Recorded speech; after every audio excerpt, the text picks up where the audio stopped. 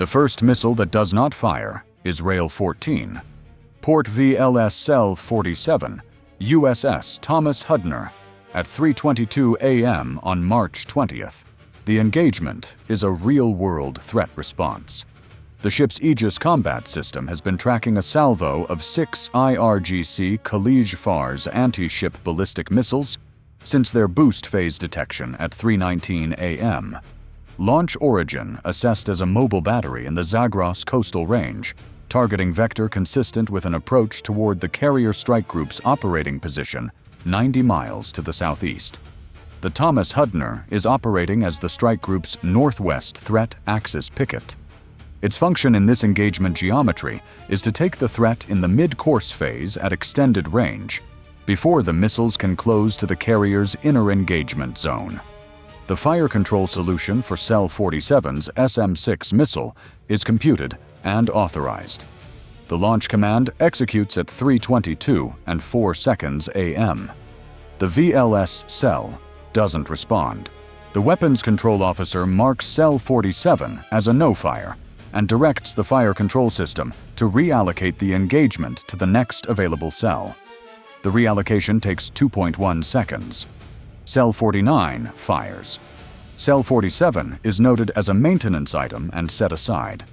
In a live engagement with 6 inbound threats and a fire control system managing multiple simultaneous intercept tracks, a single cell no fire is an inconvenience, not a crisis. The system was designed to absorb single cell failures. The ship carries 90 VLS cells. The engagement has been reallocated. The track is covered. Then Cell 52 does not fire. Then Cell 58. Then Cell 61. 4 no-fire events across 3 minutes of engagement operations. 4 cells that the ship's weapons readiness database lists as loaded and FMC, fully mission-capable, verified ready for engagement, that did not respond to launch commands. The Aegis system reallocated each engagement to adjacent cells, and each reallocation succeeded. The 6 Khalij Fars tracks are all engaged and all intercepted. The Thomas Hudner's SM-6 magazine depth was sufficient to absorb 4 no-fire events and complete the engagement. No threat reached the carrier. But the weapons control officer is looking at a display that shows 4 cells logged as FMC that just failed to fire. And he is also doing the mathematics that a weapons control officer does when the word reallocation has appeared 4 times in 4 minutes. Each reallocation consumed 2.1 seconds of engagement timeline. 4 reallocations consumed 8.4 seconds. Against a Khalij Fars closing at hypersonic terminal velocity, 8.4 seconds of reallocation delay in a 6-threat engagement represents a material compression of the engagement timeline's margins. The engagement held its margins this time. The weapons control officer knows, in the specific way that people who do this work for a living know things, that it held its margins because the actual magazine depth was sufficient to absorb the reallocations and still produce 6 valid intercepts. He does not know yet how close the margins actually were. He will know when the physical inventory comes back. The cells themselves are the easiest thing to check. Post-engagement inspection of cells 47, 52, 58, and 61, conducted by the ship's ordnance team between 3:40 a.m. and 4:15 a.m., while the ship is still in its post-engagement combat posture, finds all 4 cells empty. Not physically damaged, not mechanically malfunctioning. Empty. The missiles that the weapons readiness database said were in those cells are not in those cells. The cells have been logged as loaded and FMC for the preceding 11 days, through 23 weapon status verification cycles, and they have been empty for an undetermined portion of that period. Possibly all of it. By 4:30 a.m., the weapons control officer has a finding that the commanding officer needs to hear before it becomes a crisis. The Thomas Hudner's weapons readiness database may not accurately reflect the ship's actual magazine content. The database says 90 cells loaded and FMC. Post-engagement inspection has confirmed 4 cells empty. If the database is wrong on 4 cells, it may be wrong on more. The ship does not currently know how many missiles it actually has available for the next engagement. In an operational environment where the next engagement is not a theoretical scenario, that uncertainty is operationally unacceptable. The commanding officer orders a full physical inventory of the VLS magazine at 4:35 a.m. The inventory, a cell-by-cell physical verification of the magazine's actual content against the weapons readiness database, takes 3 hours and 40 minutes. The ship maintains a reduced combat readiness posture during the inventory, with the escort cruiser USS Leyte Gulf repositioned to provide coverage of the Thomas Hudner's threat axis sectors. The inventory is completed at 8:15 a.m. The inventory finds 7 additional empty cells that the database listed as loaded. 4 of those 7 contain no missile at all. They were never loaded, or their missiles were expended, and the expenditure was not correctly logged. 3 contain missiles that are physically present, but logged as a different weapon variant than they actually contain. SM-2 missiles in cells, the database identifies as containing SM-6 missiles, a substitution that produces a degraded engagement capability, because SM-2 and SM-6 have different engagement envelopes and intercept geometries. The fire control solution allocated to a cell based on its listed variant will not produce the intended engagement if the cell's actual content is a different missile with different flight parameters. 11 discrepancies. 7 additional empty or mislogged cells beyond the 4 found in the post-engagement inspection. The Thomas Hudner has been operating for 11 days of sustained combat operations with a weapons readiness database that does not reflect its actual magazine content. In those 11 days, the ship has participated in 4 engagement events and 3 deterrence postures, where the fire control system allocated engagement solutions to specific cells based on the database's representation of what those cells contained. The cell content was not always what the database said it was. The counterintelligence investigation that opens at 9 a.m. on March 20th begins with a question whose answer will determine whether the next step is a maintenance audit or a criminal investigation. How does a weapons readiness database that is updated by a controlled process with multiple verification checkpoints come to list 11 cells incorrectly for 11 days across 23 verification cycles?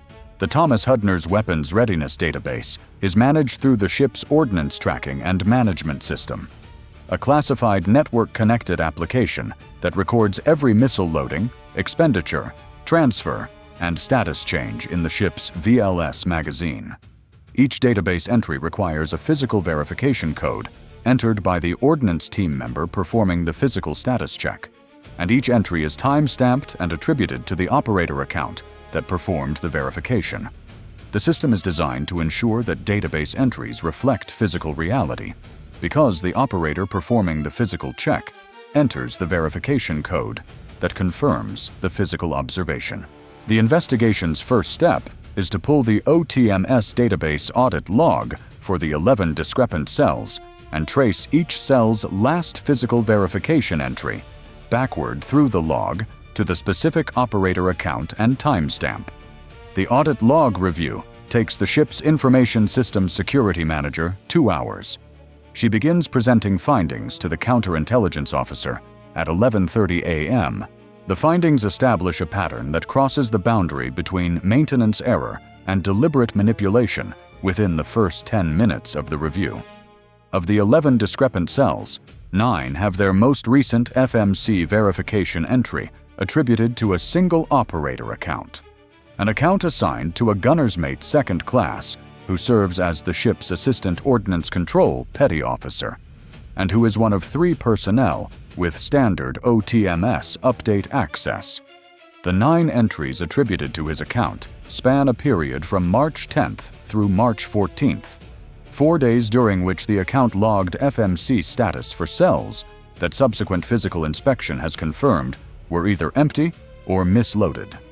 The entries are time-stamped at times consistent with his normal watch rotation, and they are formatted correctly.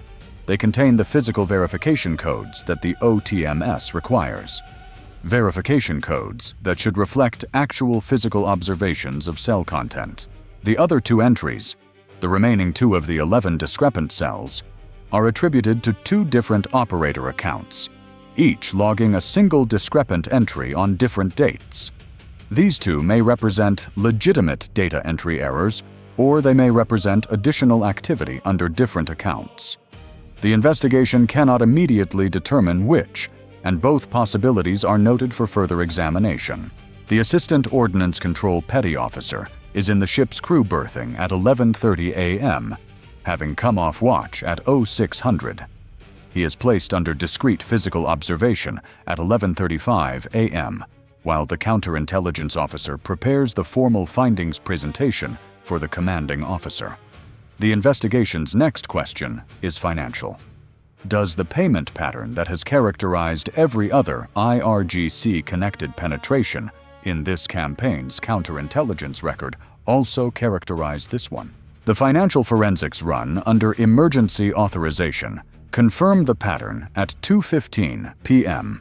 7 payments over 4 months, totaling $38,000, routed through a digital currency intermediary to a Bahraini exchange account. The amounts are smaller than in previous cases. This operation did not require the kind of high-access placement that demanded larger payments. The OTMS falsification requires only operator-level credentials and physical access to the VLS magazine. Access that comes standard with the Assistant Ordnance Control Petty Officer role, requiring no special recruitment positioning, no elaborate cover construction, no placement operation across multiple bureaucratic layers. A person with this role is already there. The access is already granted. The required action is entering incorrect verification codes for 9 cells across 4 days. A manipulation so simple in its execution that the only thing protecting against it is the integrity of the individual performing it, and the payment records document when that integrity was compromised. 7 payments, 4 months, 1 ship, 11 database entries that the system accepted because they were formatted correctly. He is taken into custody at 3 p.m. in the ship's passageway outside the berthing compartment. He is carrying his personal device. The device has not been cleared. The investigation moved faster than a shipboard network allows a placed asset to monitor. On a ship at sea in an active combat operation, the communication infrastructure available to a petty officer seeking to monitor whether a counterintelligence investigation has reached his case is limited to the ship's own network, which does not carry news of active NCIS investigations, and to whatever personal communication capability he has access to in the intervals between watches. The intervals were not long enough. The message history on the device covers 21 days and is intact. It shows 11 communications to a single Bahraini prepaid SIM at intervals. The counterintelligence officer correlates against the ship's weapon status reporting cycle. 7 of the 11 messages correspond to dates when a weapon expenditure or magazine status change was logged in the OTMS. The messages are brief, 1 or 2 words each in most cases, consistent with a check-in protocol that values brevity and minimizes exposure. The earliest message in the series reads, "On board and confirmed." The second, "Access current." The 3rd through 8th carry single-word status confirmations. The 9th, from March 10th, reads, "Entries complete." The 10th, from March 14th, "Status stable." The 11th, from March 19th, 11 hours before the engagement, "Ready for contact." The handler who received that message transmitted it through whatever relay architecture the IRGC uses to move tactical intelligence from a shipboard asset to an operational planning cell, to a node that determined when and how to use the information that a Northwest Picket destroyer's magazine database was reporting false depth. The engagement was planned around what the Thomas Hudner was believed to have available. It was planned around a false database entry. The 6 Khalij Fars missiles flew the trajectory the planning prescribed. The ship's fire control system caught all 6 with a magazine that had 11 fewer reliable cells than the planners believed, and 11 fewer cells than the weapons control officer believed when the first reallocation command executed at 3:22:06 a.m. He sent that message 11 hours before the Thomas Hudner entered an engagement with 6 inbound ballistic missiles. He told his handlers the ship was ready for contact. The handlers transmitted the ship's false operational status, confirmed available for engagement, magazine depth apparently adequate, to whoever in the IRGC's planning architecture needed to know that the Northwest Picket Destroyer's Aegis magazine could be stressed during an engagement. The 4 no-fire events during the engagement were not failures. They were the operational result of an attack on the database that represents the magazine. The attack produced a destroyer that entered a combat engagement believing it had 4 more available SM-6 intercepts than it actually had. The engagement succeeded because the actual magazine depth was still sufficient. The plan was that it would not be. The full scope of the operation extends beyond the Thomas Hudner. The OTMS database falsification on this ship was feasible because operator-level access to the system allows verified status entries without a second independent confirmation for cells in standard loaded status. The verification protocol assumes that the operator performing the physical check is performing it accurately. The assumption is correct for the overwhelming majority of operator-level entries across the fleet's ordnance management records. The assumption becomes the attack surface when the operator has been recruited to enter inaccurate data. The fleet-wide Ordnance Management Review, ordered by the 5th Fleet Commander at 4 p.m. on March 20th, covers every Aegis-equipped destroyer and cruiser in theater. All 14 ships complete physical inventory reconciliation against their OTMS databases within 96 hours. 3 additional ships, USS Chung-hoon, USS Milius, and USS Truxtun, have database discrepancies in their VLS magazine records. None of the 3 discrepancies match the Thomas Hudner pattern in scope. The largest involves 3 cells on 1 ship, but all 3 are logged as active counterintelligence matters and referred to NCIS for financial forensics review of the responsible operator accounts. 2 of the 3 reviews return clean financial profiles consistent with data entry errors rather than deliberate falsification. The 3rd returns a payment pattern. That investigation is ongoing at the time the Thomas Hudner case is formally referred for prosecution. The OTMS database protocol is revised across the fleet within 72 hours to require dual operator physical confirmation for any FMC status entry on a loaded cell. A second operator must independently verify and enter a confirmation code for the same cell before the FMC status is accepted. The revision doubles the time required for magazine status verification cycles and requires changes to the Ordnance Watch rotation scheduling on every ship in the fleet. The changes are implemented. The attack surface that allowed a single operator's entries to determine a ship's stated magazine depth without independent confirmation no longer exists after March 22nd. The classified after-action documentation records the following: 11 cells in the Thomas Hudner's VLS magazine listed as FMC that were either empty or misloaded, maintained across 23 verification cycles over 11 days. 4 no-fire events during a live engagement against 6 inbound ballistic missiles. All 6 threats intercepted by reallocated cells from a magazine that had sufficient actual depth to complete the engagement, despite the false entries. 9 falsified FMC verification entries attributed to a single operator account across 4 days. $38,000 across 7 payments over 4 months. 11 messages on an uncleared device, the last sent 11 hours before the engagement, ready for contact.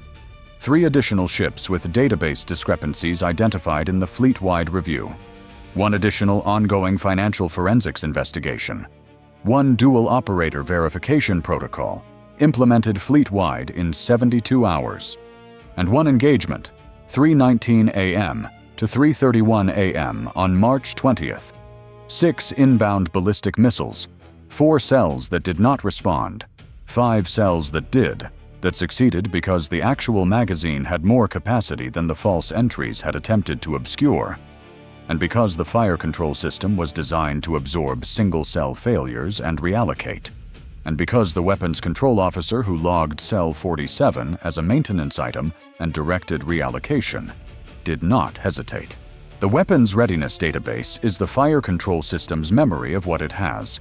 Memory that can be falsified degrades the system's ability to plan engagements accurately, to allocate interceptors efficiently, and to assess its own remaining capacity during a live threat.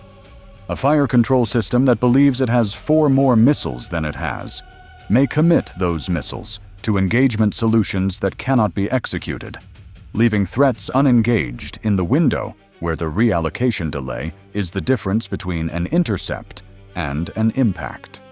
The Thomas Hudner's engagement on March 20th stayed inside that window. The margin was not planned. It was the residual of 4 reallocations that each cost 2.1 seconds, and that together consumed 8.4 seconds of engagement timeline against a threat set that the actual magazine depth was still sufficient to cover. 8.4 seconds. 4 cells that did not fire. 6 missiles that did not reach the carrier. The difference between those outcomes is the magazine depth that remained after 11 cells of false confidence were subtracted from what the system believed it had. The database said 90. The physical reality was 79. The engagement needed 11. The 79 held.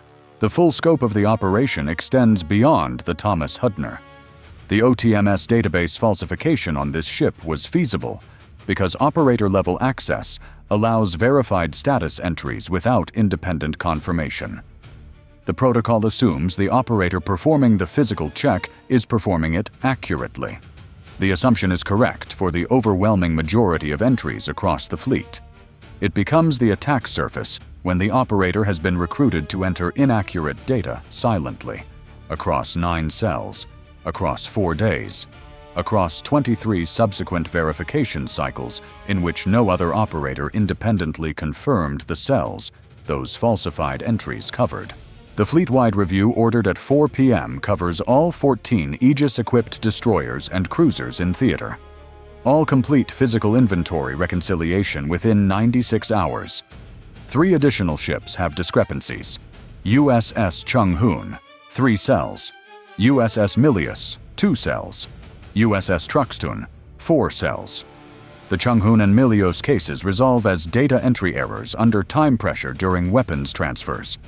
The Truxtun returns a financial profile that the investigating agent characterizes as ambiguous. That investigation remains open. The dual-operator OTMS verification protocol is implemented across the entire fleet within 72 hours. A second operator must independently verify and enter a confirmation code before any FMC status entry is accepted. The revision doubles magazine verification cycle time. It adds a scheduling burden that every ordnance division on every ship will carry for the remainder of the deployment. The changes are implemented because the Thomas Hudner's engagement record documents exactly what the alternative produces. The classified after-action documentation records. 11 falsified cells maintained across 23 verification cycles over 11 days. 4 no-fires in a live engagement. 6 threats intercepted. 9 falsified entries from a single operator account across 4 days. 8,000 across 7 payments. 11 messages on an uncleared device, the last at 10:47 p.m. March 19th. Ready for contact. 1 ongoing investigation on a second ship. 1 fleet-wide protocol change in 72 hours. The weapons readiness database is the fire control system's memory of what it has. Falsified memory degrades the system's ability to allocate interceptors and assess remaining capacity during a live threat. The database said 90. The physical reality was 79. The engagement needed 11.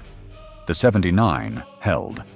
In this campaign's counterintelligence record, what held and by how much is always the most important number in the after-action file.